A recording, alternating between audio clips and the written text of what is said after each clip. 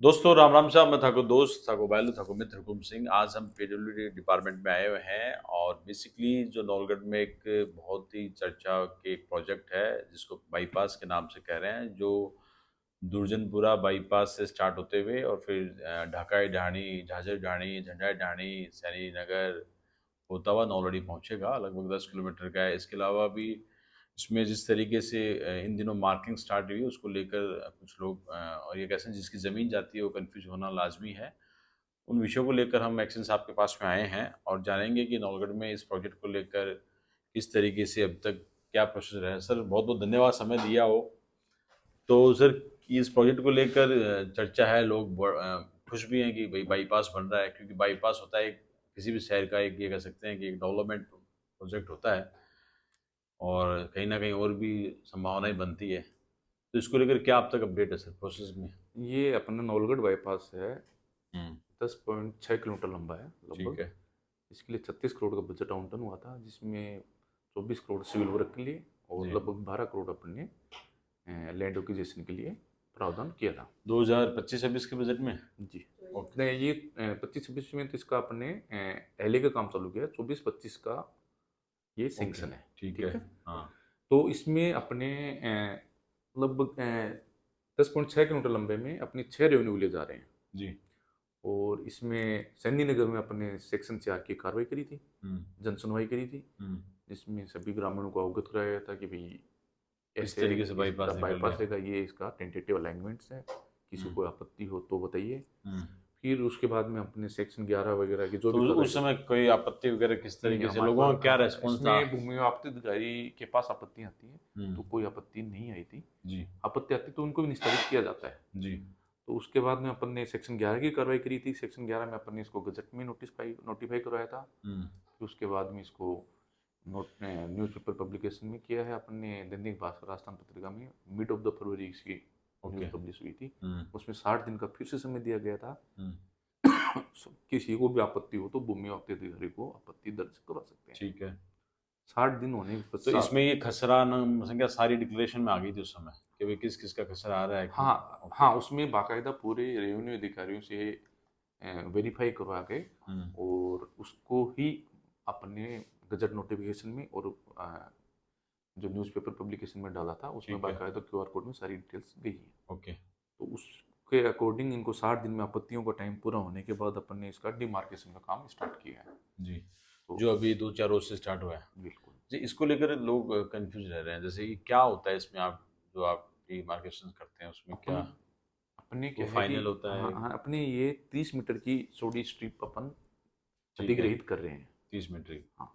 तो अपने जो ये डिमार्केशन करवा रहे हैं, तो अपन ने ये किया है कि इसके दोनों किनारों पे अपन हर 200 मीटर में पोल गाड़ने के लिए खड्डा खोद रहे हैं। ओके। एक बार वो डिमार्केशन पूरा हो जाएगा तो उसके बाद में अपना इसका काम कंटिन्यू, मुआवजे का आकलन होएगा कि हम्म। किस काश्तकार की कितनी ज़मीन आ रही है हम्म। और उसका क्या स्ट्रक्चर, कोई भूमि है क्या कुछ और, उसका आकलन होएगा। उन सब का आकलन भूमि मुआवजे अधिकारी द्वारा करवाया जाएगा। हम्म। उसके बाद वो उनका मुआवजे की प्रक्रिया करेंगे। तो उस सेक्शन 19 की प्रक्रिया कहलाएगी वो। ठीक है। तो उस सेक्शन 19 की प्रक्रिया के बाद अपन अपना काम चालू करेंगे। तो अभी जो मतलब ये कह सकते हैं प्रारंभिक स्टेज में ये आप लोगों का वर्क जो डिमार्केशन कर रहे हैं आप उसमें। सिविल वर्क प्रारंभिक स्टेज में है हम्म। और बाईपास का अलाइनमेंट का निर्धारण फाइनल स्टेज में है। ओके। पूरा जैसे पूरा प्रिकॉशन रखना पड़ता है, जैसे मान लीजिए कि कोई सोचे, मान लीजिए मैं सोचूं कि यार मेरा खेत आ रहा है तो पड़ोसी का खेत या दूर में ही उकट लग जाए, कुछ नॉर्म्स 500 मीटर, मतलब आप इसमें लोग आगे और पीछे टेक्निकल पूरा ध्यान रखना इसमें पड़ता है, पूरा एक्सीडेंट टेक्निकल पॉइंट नहीं एस्पेक्ट होना से चाहिए। देखना पड़ता है कि मिनिमम जो स्पीड है वो मेंटेन हो जाए। हाँ। रोड सेफ्टी का पूरा ध्यान रखना पड़ता है। हम्म। और अगर कोई स्ट्रक्चर आ रही है तो लगभग 500 से मीटर से 1 किलोमीटर पहले ही उसका ध्यान रखते हुए उसके अकॉर्डिंग उसको स्लो हाँ। कर्व वगैरह मेंटेन करने पड़ते हैं उस। और इतना ध्यान रखा जाता है कि कोई मतलब पब्लिक प्रॉपर्टीज, जैसे कि कोई मान लो स्कूल है, गवर्नमेंट प्रॉपर्टीज बोल सकते हो, वो मिनिमम डिस्टर्बेंस हो, पब्लिक प्रॉपर्टी भी मिनिमम डिस्टर्बेंस हो, डिस्टर्बेंस हो। उसके तो सबको ध्यान प्रारंभिक जो रखना नक्शा पड़ता बताया जा रहा है वो आप लोग क्या गूगल से किस तरीके से उसको, मतलब आप लोग अभी जैसे आप बता रहे हो फील्ड के लिए, तो अब आपने है। लोग उतरे हैं? इसमें आजकल तो काफ़ी टेक्निक्स आ गई हैं, जैसे हम्म। गूगल से भी देख लेते हैं। हम्म। और भी थोड़ा टोपोग्राफी, जीटी शीट है, सारी चीज़ें हैं ओके। हमारे, उन चीज़ों से करके ड्रोन से भी करवा लेते हैं। जी। तो उन सब पे देख के फिर उसके अकॉर्डिंग ये डिसाइड करते हैं कि कौन सा मोस्ट सूटेबल ट्रैक है, हाँ। जिसमें मिनिमम डैमेजेस हो, मिनिमम हुँ। नुकसान हो पब्लिक कोशिश को, तो आपकी ये रहती है जैसे मान लीजिए कि मिनिमम नुकसान हो, और मिनिमम लेंथ भी कोशिश रखते हैं एक्वायर मिनिमम। भी मिनिमम हो। अगर डैमेजेस को बचाने के लिए कुछ थोड़ी बहुत लेंथ का इशू आता है, बढ़ हुँ, जाए तो कोई इशू नहीं, लेकिन डैमेजेस मिनिमम रखते हैं। हुँ। ठीक है। अच्छा, इसमें जैसे आप लोगों ने ये रूट चूज़ किया था, तो बेसिकली अपने इधर राइट हैंड में तो फिर ये अपने लक्ष्मणगढ़ सीकर चला जाता है, इसमें तो इसमें अपने दो लेफ्ट। तीन प्रैक्टिकल इश्यूज आ रहे थे। हुँ। भाई दूसरा डिस्ट्रिक्ट था, वो भी चलो हाँ, इतना बड़ा इशू नहीं, वो लोग कर देते। मेन हाँ। इशू था रेलवे रेलवे के लिए। ट्रैक, अच्छा, ओके। तो इसके लिए 2 फ्लाईओवर आरओबी बनते, हाँ, तो तो उनका प्रोजेक्ट कॉस्ट इतना हो जाता कि ये बाईपास, संभव नहीं था। हाँ, फिर कॉस्ट नवलगढ़ की तो आबादी सारी इस cost side left hand cost में का है। भी बहुत कॉस्ट एफिशिएंट का भी ध्यान रखना पड़ता है। दूसरा नवलगढ़ के लिए काइंड ऑफ बाईपास ये ऑलरेडी है ही, हुँ। इस साइड में तो। हाँ, नवलगढ़ के पश्चिम साइड में तो ऑलरेडी बाईपास अपना है ही, हाँ। परजेंट वाला। पूर्व पूर्व में साइड का थोड़ा एक्स्ट्रा सा एडिशन कनेक्टिविटी वाइज इशू था, जैसे गोड्डा साइड सिग्नूर का है, बोडकी के हैं, अपने बड़वासी तिकोल वाले स्याह लोग, वगैरह हाँ। के हैं, हुँ। बड़बासी के हैं। उन लोगों को अगर सीकर जाना हो तो वो उनके लिए तो उनका बहुत रूट अच्छा बहुत अवसर हो स्मूथ हो जाएगा, जाएगा। बहुत स्मूथ हो जाएगा, सही बात है। फिर अपने जैसे श्री सीमेंट के ट्रॉली शहर के अंदर से आ रहे थे, हाँ, पब्लिक को भी रिस्क रहता था, हाँ। तो तो वो भी वो थोड़ा भी वो आउटर बाहर एरिया से बाहर हो निकल जाएगा। जाएंगे, उसका फायदा जनता की सेफ्टी भी है। सीकर जुगनू को जुड़ता हुआ ये बाईपास हो जाएगा। हम्म, ठीक है, अब जैसे जिसकी ज़मीन जा रही है, ठीक है, ज़मीन की वैल्यूएशन बढ़ रही है, वो अलग विषय है। लेकिन जैसे हर एक व्यक्ति अपनी 1 इंच भी नहीं जाने देता।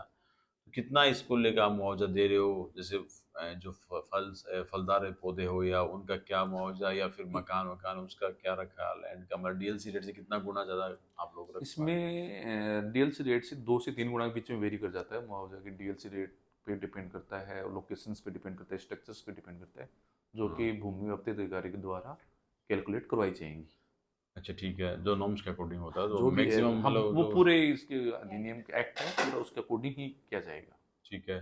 तो अब इसका नेक्स्ट स्टेप क्या होगा? इसमें जैसे सेक्शन आपने बताया 4, सेक्शन सेक्शन, हाँ, 19, 4 तो अब हो 19 चुका पे है। अपन इस टाइम 4 तो हो चुका है, 19 पे पहुँच 19 गए। की प्रोसेस चल रही है।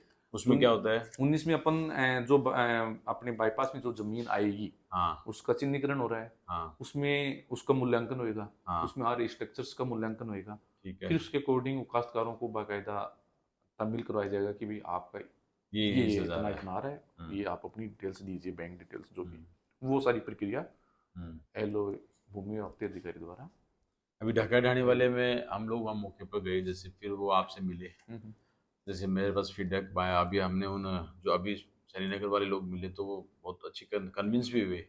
तो आपकी क्या किस तरह प्राथमिकता, किस तरीके से उनसे मतलब उनके जैसे क्या-क्या उनके सवाल बन रहे हैं, वो कन्फ्यूज़ हो रहे हैं या जिस वो तरीके। इनमें एक्चुअल में क्या होता है कि जैसे कि जीपीएस बेस्ड भी काम है, हुँ, तो कई बार जो मौके पे डिमार्केशन का माइनर चेंजेस हो जाते हैं, तो उसके कारण काश्तकार थोड़ा कंफ्यूज हो जाते हैं। इनको ये हुँ, लग रहा था कि पूरे नक्शे में चेंज है, उन्होंने हुँ, चेक किया नक्शे को, हुँ, नक्शे में उनको कोई चेंज नहीं मिला है, तो बाकायदा वो संतुष्ट हुए कि नक्शा तो चेंज नहीं है और काम हुँ, पे अपने नक्शे के अकॉर्डिंग ही होना है।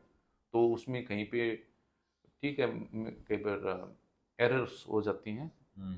मशीनरी की एरर किस मान तरीके लीजिए, से तो उसको रिस्पॉन्स। अपने बाग तहसीलदार जी ने टीम बनाई है, वो ओके, मौके पे उसको फिजिकली दफ्ती करके और एज पर नक्शे के अकॉर्डिंग जो करके करेगी, ताकि कोई इश्यूज ना रहे। चलो बहुत-बहुत बधाई हो, बहुत अच्छी बात है, ये बाईपास बनेगी तो और भी ज़्यादा डेवलपमेंट होगा। एक जैसे हम देख रहे हैं इन दिनों कई प्रेस ब्रीफिंग में नौलगढ़ में सड़कों को लेकर सवाल उठते हैं कि भई यहाँ मतलब सड़कें नगण्य की संख्या में 3-4 सड़कें, क्या ऐसी स्थिति है मतलब 3-4 सड़कें नहीं, ही इस अपने कार्यकालों में। सैंक्शंस तो आई हैं, ऐसी बात हाँ, नहीं है। हाँ, जैसे अभी 2 साल में लगभग 3 करोड़ के तो एमएलए कोटे के ही रुपए लगे हैं अच्छा, पीडब्ल्यूडी के थ्रू। अच्छा, कहीं इंटरलॉक सड़क भी हैं, कहीं पे भाई शमशान भूमि के भी हैं, ड्रेन्स का भी है, हाँ। अलग अलग पैटर्न के अलग अलग काम हुए, कैंटीन सेट्स भी हुए हैं शमशान भूमि के, अलग अलग तरह के काम नहीं, हुए हैं। सड़कों की बात करें तो सड़कों, ठीक उसमें है, इंटरलॉक पीडब्ल्यूडी सड़क भी एजेंसी है। एजेंसी तो चलिए मान लीजिए आप हैं। उसके अलावा अपने बाईपास सॉरी बजट वाइज भी अलग अलग सैंक्शन आई हैं। हाँ। तो मोटा मोटी अपन देखें ना, हुँ। तो कितने किलोमीटर की सड़कें हैं या कितनी सड़कें आ चुकी हैं अपने अपने नौगढ़ में? देता हूँ उसमें, जैसे अपने 2025-26 में हाँ, टोटल 108 किलोमीटर लंबाई में काम हुआ है। 108 किलोमीटर लंबाई है। सैंक्शंस आई हैं, Sanctions. सैंक्शंस आई हैं, ओके। काम प्रगति पे हैं, वो हाँ। अलग अलग हैं, कोई ये तो इस कोई बजट का रिन्यूअल की हैं, कुछ मिसिंग लिंक्स भी हैं, कोई ओके। वाइडनिंग भी हैं। ओके, इस बजट का हो गया ये। और ये इस- अपना 25-26 का है, 25-26 फिर उसके अलावा 24-25 को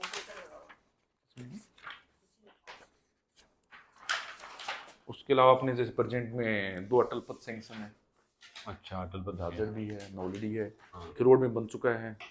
ये कितने किलोमीटर का होगा? ये 1.5 से 2 किलोमीटर के बीच की वेरी करती है एज पर साइड में। Excluding bypass complete. और ये 24-25 की जो लंबाई है वो 92 किलोमीटर की सैंक्शन थी, उसमें बाईपास अलग से है, यानी कि 10 किलोमीटर और ऐड कर सकते हैं। 102 हो गई, 102 किलोमीटर। ये रनिंग में इसमें टेंडर पर किया 10 करोड़ की मिसिंग लिंक सभी 90% complete. प्रपोजल्स 90% हो चुका है। हाँ 10% की मिसिंग लिंक के प्रपोजल सबमिट कर चुके हैं अपन। ओके, उसमें फाइनेंस में गए हुए हैं, तो उसमें भी अपने लगभग 35 किलोमीटर के आसपास रोड है। उसके अलावा 5.5 करोड़ रोड मिसिंग लिंक के बजट्स है, एक 7 करोड़ का नॉन पेचेबल का बजट है। अच्छा, और तो अभी इसे हाँ बताइए। और उसके अलावा बजट घोषणा में भी एक चौड़ाईकरण का भी दिया हुआ है, जिसको भी 10 करोड़ की सैंक्शन थी, उसका भी रिवाइज प्रपोजल भेजा हुआ है। और ताज़ा अभी 3 दिन पहले तुर्कानी जोड़ी कैमरी की जाने की 2.8 करोड़ की सैंक्शन भी आई है। अच्छा, वो वहाँ से सीमा तक डिप्टी सीएम मैडम वहाँ पर वो आए थे उस समय। हाँ, बहुत बढ़िया। और अपने लोहागर से गोलाना भी पाइपलाइन में तो है, देखते हैं जल्दी। लोहागर से गोलेना वाली। उसके भी तो जल्दी। ये जैसे अभी बरसात का मौसम आ रहा है, आप लोग सड़क की प्राथमिकता कौन सा सीजन आप लोग, जैसे मान लीजिए कि बरसात में तो पेच पर और ज़्यादा डिमांड करने लग जाता है, या मतलब जैसे ठेकेदारों को भी बाउंड करते हैं कि बरसात के सीजन में कम काम करें, मतलब? नहीं, ऐसा कुछ नहीं है। हम कुछ इमीडिएट रेस्टोरेशन होते हैं वो तो इमीडिएट ही करते हैं, कुछ में टाइम वाइज थोड़ा सा टाइम भी लग जाता है, प्लांट पे डिपेंडेंसी रहती है।